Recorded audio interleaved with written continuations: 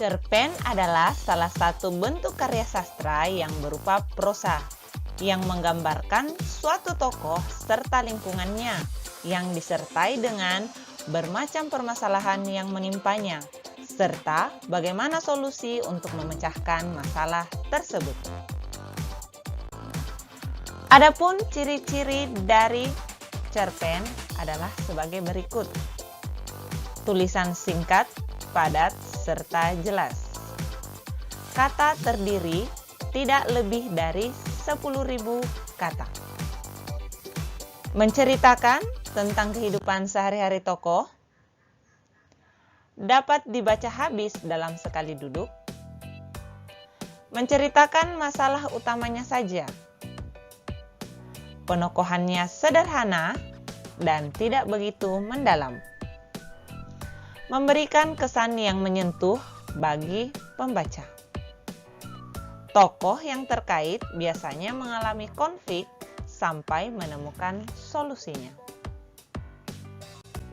Langkah-langkah menulis cerpen sebagai berikut.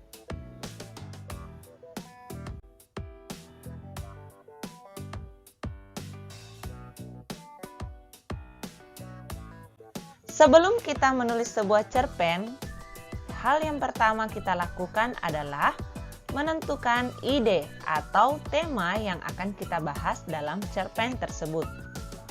Untuk membuat sebuah cerpen yang baik dan benar, kita perlu menyiapkan sebuah tema dengan baik. Hal inilah yang akan memudahkan kita untuk membuat sebuah cerpen apabila telah mengetahui seluk-beluk tema yang disiapkan.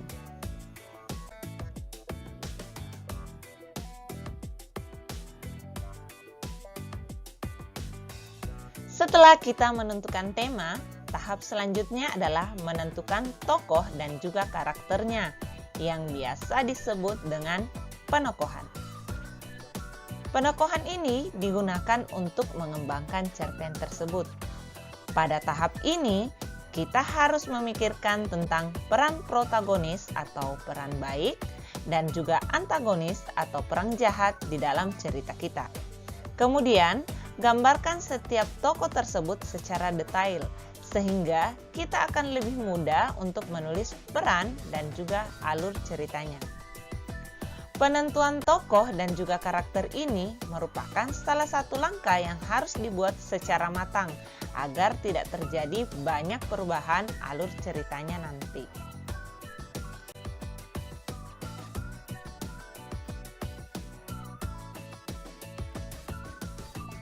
Setelah menentukan tema dan penokohan, langkah selanjutnya adalah menentukan latar. Latar di sini yang dimaksud adalah latar tempat, latar waktu, dan juga latar suasana.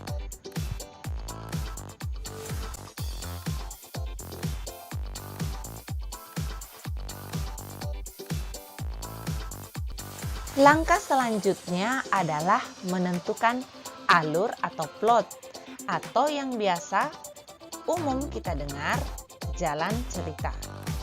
Alur ini terdiri atas orientasi atau pengenalan cerita, yakni mendeskripsikan latar beserta penokohannya. Kemudian selanjutnya ada tahapan komplikasi atau permasalahan yang terdiri atas pengenalan masalah, masalah mulai memuncak, sampai masalah mulai mereda. Selanjutnya ada tahap resolusi atau pemecahan masalah. Dan yang terakhir adalah tahap koda atau penutup cerita. Pada tahapan ini, kita biasa menemukan sebuah cerita berakhir bahagia ataupun berakhir menyedihkan. Pada tahapan ini pula, biasa tersirat amanat-amanat yang ingin disampaikan penulis kepada para pembaca.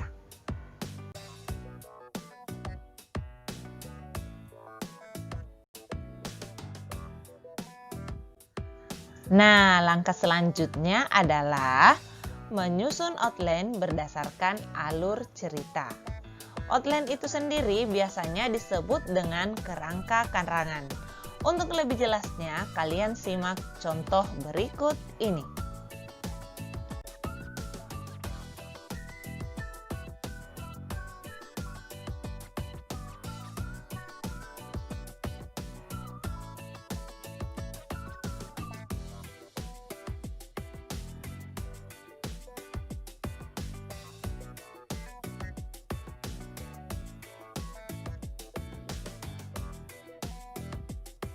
Langkah selanjutnya adalah menulis cerita berdasarkan outline.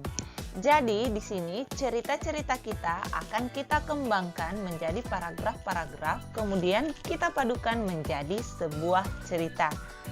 Kuncinya adalah menulis dan menulis saja. Jangan keseringan membaca kembali naskah yang sudah dibuat, karena masih ada tahap editing selanjutnya.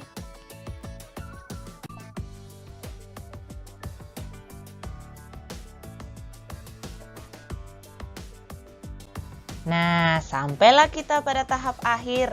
Setelah cerpen tersebut selesai kita buat, maka tahap yang selanjutnya adalah proses editing dan juga penyempurnaan cerpen tersebut. Yakni dengan cara membaca ulang cerita yang kita buat secara menyeluruh untuk mengetahui apakah cerpen yang kita tulis sudah sempurna atau tidak. Pada tahap ini sangat penting untuk dilakukan sebab dapat mengurangi resiko terjadinya kesalahan baik dari segi tulisannya ataupun gaya bahasanya. Bahkan pada tahapan ini juga dapat digunakan untuk menambah bagian dari cerita tersebut apabila dianggap masih perlu. Nah, itu tadi pembahasan tentang bagaimana langkah-langkah menyusun sebuah cerpen. Kira-kira kalian sudah paham? Kalau sudah paham, mari kita praktik menulis cerpen.